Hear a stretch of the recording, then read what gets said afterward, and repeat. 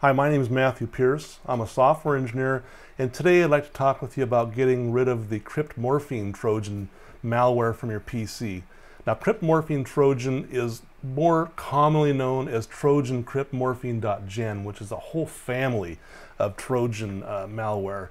And they do things like they'll steal your data, they monitor your activity, they could even get your PC hooked into what's known as a botnet and having it do stuff, at night when you're in bed, your PC is logged into the internet doing stuff like spreading spam or who knows what. So these are some bad pieces of malware that you do not want them on your PC. But there are some very good tools out there that can help you get them off. So typically, if you notice that you have a piece of malware on your PC, then you probably have other pieces of malware that you don't know about, especially with a Trojan, because it's a Trojan.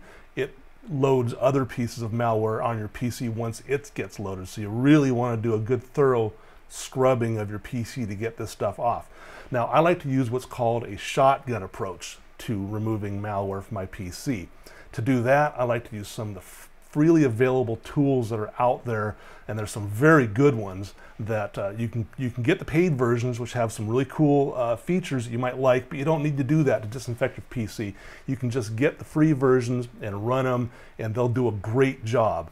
So 4 of the pieces of anti-malware software that I like to use are Super Anti-Spyware, Malwarebytes, Spybot Search and Destroy, and Spy Hunter. They're all freely available. You can find them just by Googling them.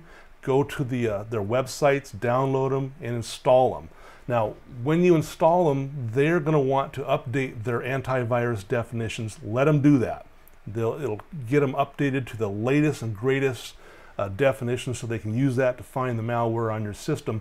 But they're also going to want to run and disinfect your PC right away. You don't want to do that.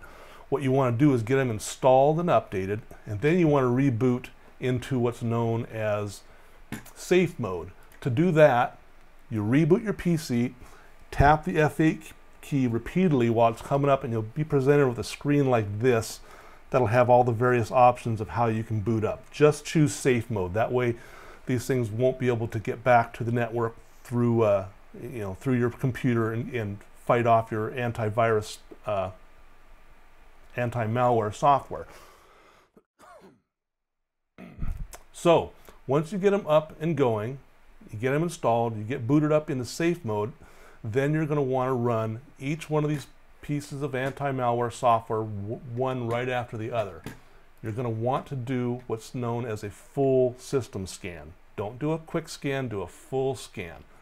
Let it run, and it's going to take a while. So while it's running, go off and do something. Just check back periodically to see what it's doing and see when it's done.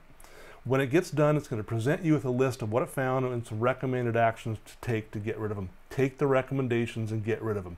Then when it gets done, the tool's going to want to reboot your PC. Don't let it. Just exit the tool, run the next one, do the same thing. Do that through all the tools you have installed until you get to the very last one. And once that one gets done and wants to reboot, then go ahead and reboot. Your system should come back up and be nice and clean. You should be in good shape, and you'll be good to go. Now, when you get done, you're also going to want to uninstall some of those pieces of anti-malware software, because they're all going to be competing for your system resources to try and keep your system safe. So while you were disinfecting, you may have found one that found more found more malware than the others, and you might want to keep that one installed so it can run continuously and keep itself up to date, or give you the opportunity to manually update it.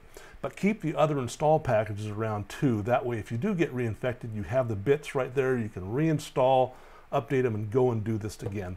But you should be good to go if you do this. So today we talked with you about how to remove the Crypt Morphine Trojan from your PC. Thanks for watching.